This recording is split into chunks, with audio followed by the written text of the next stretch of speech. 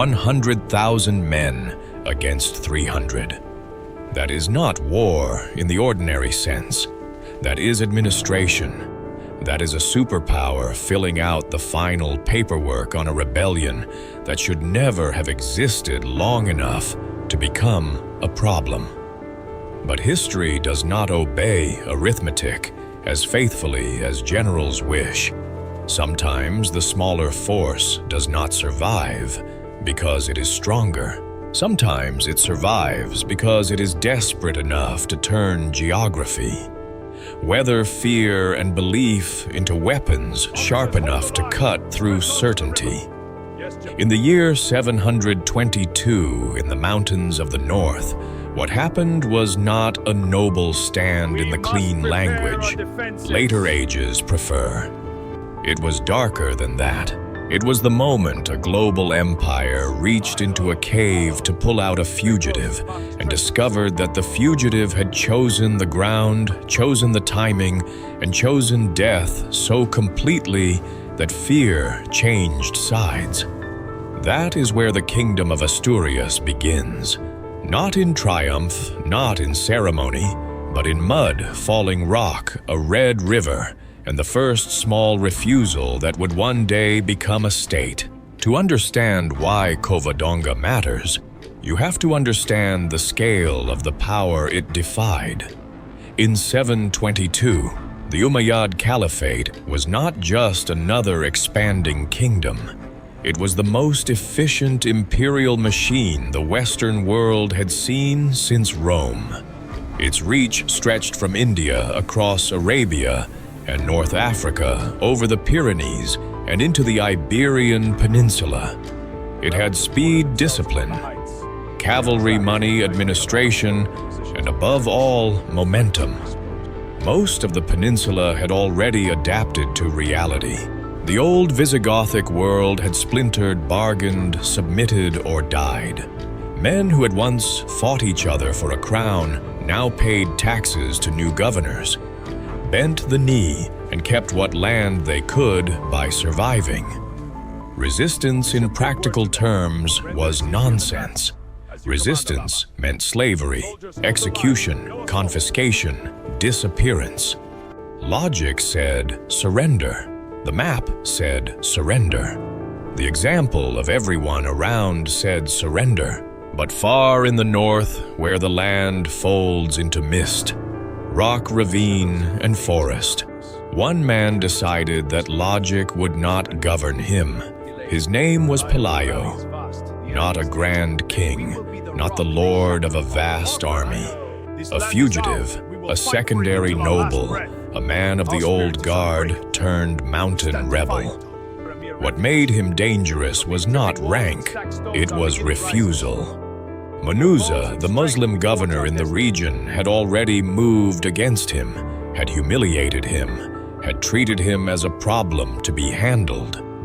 Pelayo escaped, and when he returned to the mountains, he did not ask for terms. He looked for revenge. The Umayyad response was exactly what empire always prefers when insult comes from below. Overwhelm it. Do not negotiate with bandit kings. Do not dignify cavemen with politics. Send force. Chroniclers speak of 180,000 men, later reckonings of tens of thousands. The exact number matters less than the ratio inside the story itself. Against Pelayo's 300 starving improvised followers, the invading host looked infinite. A tide of steel archers, cavalry, chain mail, and confidence. General Alama advanced north, accompanied by Bishop Oppas, a Christian cleric who had chosen accommodation over resistance and would now serve as the voice of surrender. Pelayo saw the dust long before the army arrived. He knew he could not stand in open ground. He knew the cavalry would erase him there in minutes. So he did the only intelligent thing available to a commander with almost no men and no margin for error. He stopped running and chose the one place where a giant could be made clumsy. Mount Ausiva above the valley of Cangas de Onís. The gorge narrowed. The path lengthened into constriction. The cave at Covadonga sat not like a hiding place, but like a gun port built by nature. There the army's size could be turned against itself. Their 100,000 men would not be able to fight at once. There perhaps only 4 or 5 at a time could reach the killing zone. Pelayo filled that cave and the upper ridges with Asturian mountaineers, fugitives, poor farmers armed with whatever they had: axes, rough spears, stones, bows, fury. It was not a professional army. It was a people at the edge of extinction, learning quickly that extinction gives strange clarity. Alama arrived, looked up, and smiled. He thought he was seeing a trapped animal. No retreat route, no supply line worth naming, no tactical exit. He believed Pelayo had cornered himself. So confident was the Umayyad commander that he began with diplomacy, not out of respect, but convenience. Oppas climbed and called out to the cave, appealing to common sense, to inevitability, to the absurdity of defying an empire already in possession of Spain. The message was simple. All have submitted. Why not you? Pelayo's answer was not the language of compromise. It was prophecy sharpened into rebellion. Out of this mountain, he said, in essence, would come the hope of the Goths and the salvation of Spain. That response matters because it did more than refuse surrender. It transformed a local resistance into a historical claim. He was no longer merely saying no. He was saying this cave is a beginning. Oppas returned. Alama raised his hand. Attack.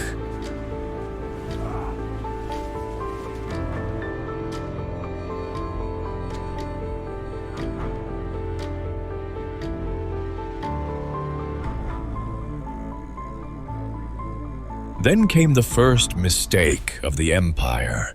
It trusted volume, where geometry ruled. The archers and slingers opened fire uphill toward the cave mouth, believing enough projectiles would do the work. In an ordinary position, perhaps they would have. But Covadonga was not ordinary. The rock overhang projected outward in a natural shield. The angle from below was wrong. The arrows struck limestone, shattered momentum, and fell back into the packed ranks, climbing the narrow approach.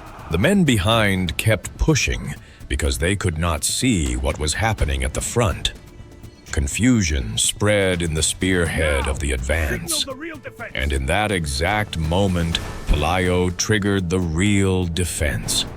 From the cave, from the ridges above, from points the Umayyads had failed to properly secure.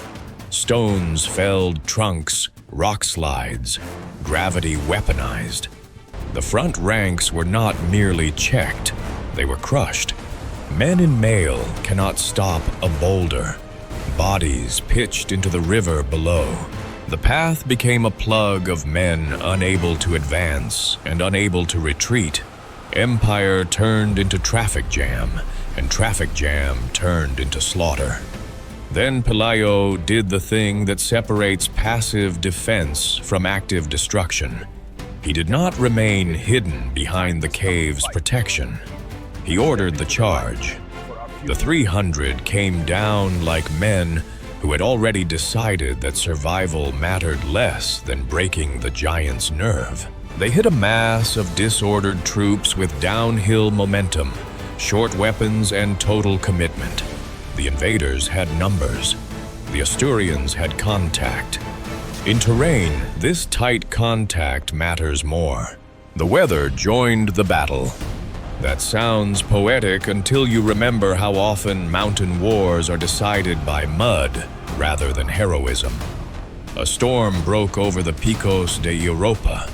Rain and hail turned clay to slick death. Horses lost footing. Men slid toward the rushing river. Orders vanished under water noise impact, screaming metal. Alama tried to reorganize what was already collapsing and exposed himself too far. Whether he fell to a stone arrow or blade remains uncertain. What matters is that he fell. Once the head of the column died, the illusion of control died with it.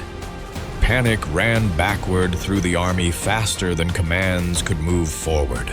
Suddenly, men who had marched north, convinced of easy, punitive victory, were throwing away shields, dropping weapons, and trying to escape the gorge.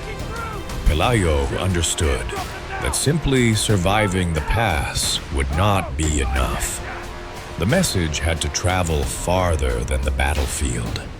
So the pursuit began. Asturians who knew every path, every goat track, every wet slope moved after the fleeing soldiers. Nearby villagers who had watched the impossible happen now felt courage where hours earlier they had felt only fear. That is how rebellions become movements. Not when the first man refuses, but when the second and third and 100th decide that refusal may actually work. The Umayyad column split. Some tried to retreat the way they had come. Others in confusion pushed toward the mountain route at Cosgaya, hoping to cross the heights and regain open ground. It was another fatal turn.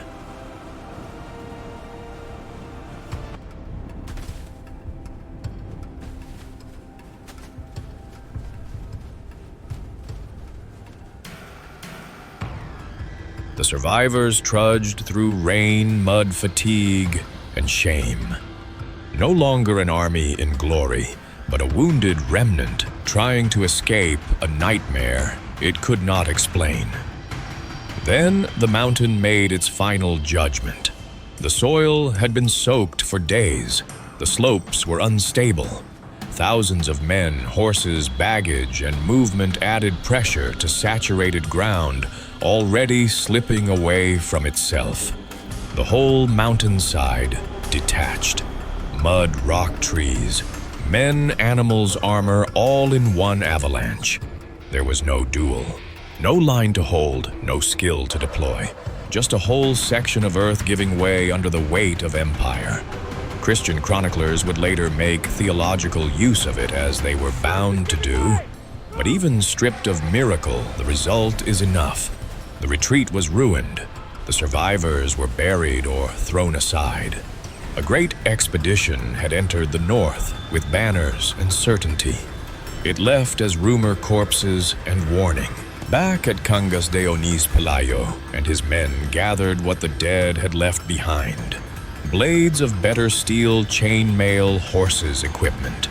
In a single afternoon, the rebels had not just won a battle. They had armed themselves with the empire's own tools. They proclaimed Pelayo prince, not yet king in full ideological grandeur, but leader of something no one had expected to exist long enough for naming. The key insight came immediately. Pelayo was not intoxicated by the scale of the victory. He knew better. They had not defeated the Umayyad Caliphate. They had survived one blow and bloodied the hand that struck them. Cordoba still stood. Other armies still existed. Revenge could still come. What mattered now was not celebration. It was consolidation. That consolidation began faster than the Caliphate realized. Munuza, the governor, whose pressure had helped ignite the whole crisis, panicked when news of the disaster reached him.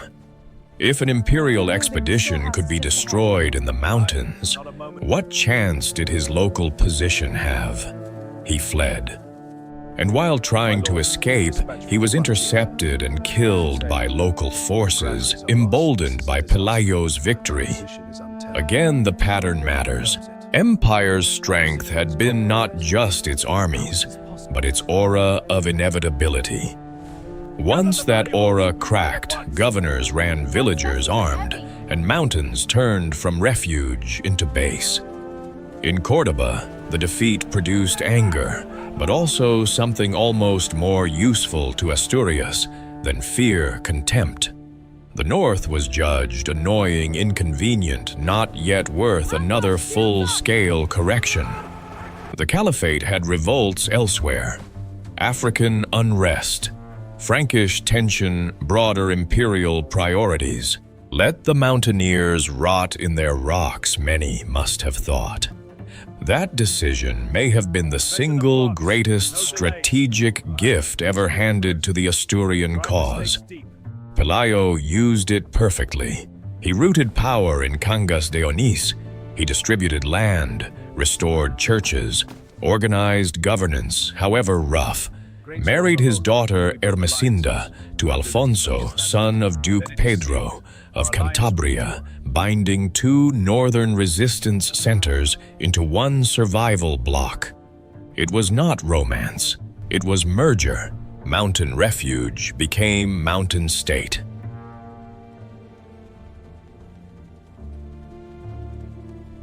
Pelayo died in 737, not on a battlefield, but in bed, which for a rebel of his generation was almost a kind of miracle. He handed down not victory in the grand sense, but continuity. His son Favila succeeded and then died absurdly mauled by a bear while hunting. That kind of death can destroy fragile dynasties. Instead, the line passed through marriage and strategy to Alfonso I Pelayo's son-in-law, and here the Asturian project changed shape. Pelayo had held. Alfonso would strike. He understood that survival in the mountains alone would eventually become stagnation. So he looked south toward the depopulated Duero belt, the no-man's land between Asturias and the deeper zones of Muslim control, and saw not emptiness, but opportunity.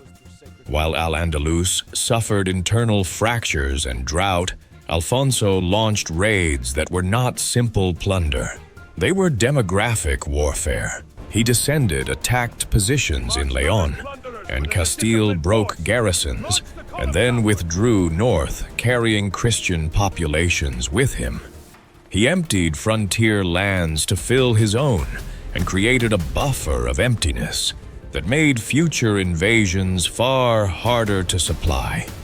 This was not a rebel hiding anymore. This was statecraft through violence.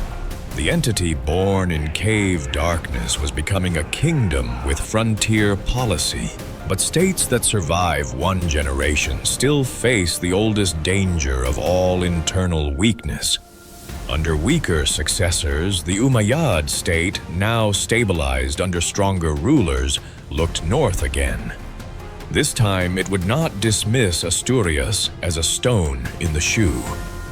In 794, under Hisham's authority, a major jihad struck north.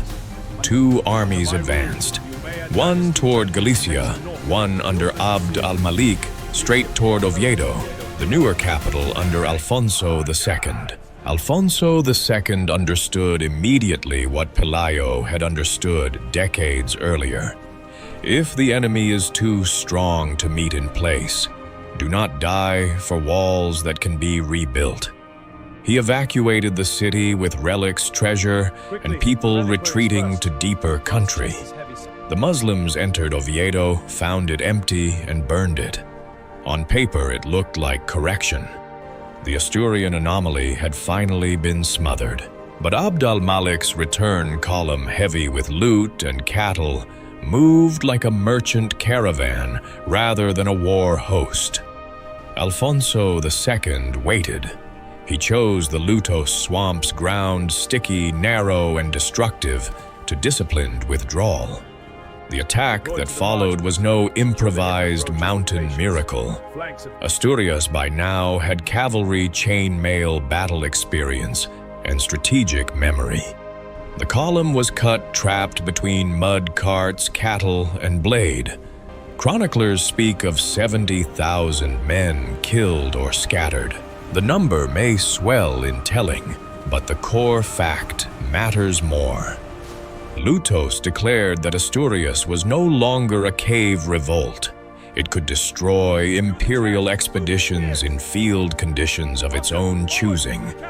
Alfonso II recovered loot, but he wanted more than spoils. He wanted legitimacy wide enough to pull Europe's eyes north.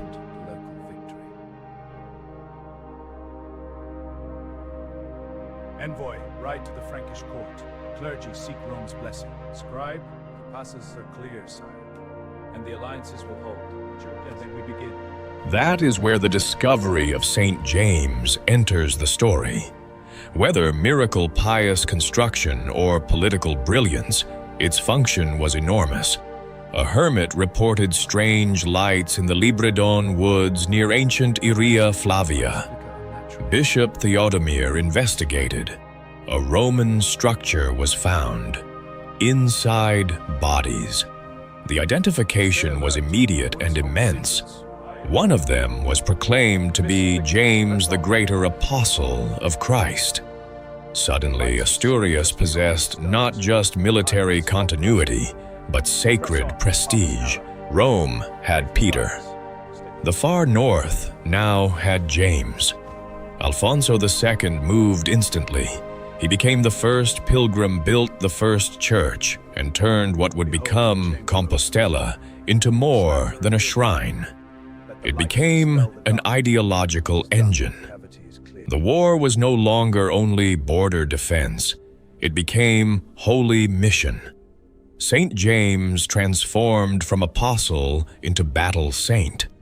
Pilgrimage, routes, alliances, legitimacy. European interest all began to flow from that finding. Alfonso II also looked north to the Frankish world and made perhaps his sharpest diplomatic move. He did not beg Charlemagne's heirs for help as a beggar prince. He presented Asturias as the shield of Christendom, the barrier absorbing Islamic pressure. The relationship gave Asturias room, prestige, and a wider identity. Architecture, clergy, and ideas flowed in. The kingdom toughened culturally, as it had already hardened militarily. Then came Ramiro I. He began with civil war because Asturian succession, like all Iberian politics of the age, remained poisonous. A usurper named Nepotian seized power while Ramiro was away. Ramiro returned with loyal hard men from the frontier, broke him, and punished him in the old style, blinding and monastic imprisonment. It was a message in flesh. The crown is not seized cheaply, but almost immediately, a different threat arrived, one no one in the peninsula had ever seen before in such form. Vikings. In 844, black ships, dragon prows, northern raiders, a new type of terror from the sea. They probed Asturias, failed at Gijón, then moved west into Galicia, raiding and burning. Ramiro pursued and crushed them, reportedly burning more than 30 ships. That matters because it shows Asturias was now no longer merely reacting to the Caliphate. It was surviving as a flexible northern power, confronting whatever the age threw at its coasts. Then came the Ebro strongman Musa ibn Musa, the so-called Third King of Spain, neither wholly Cordoban nor Christian. Another frontier power, trying to define itself at Asturias' expense. Ordoño I checked him. Frontier cities were founded, repopulation expanded, and the north continued to turn from resistance zone into organized political body.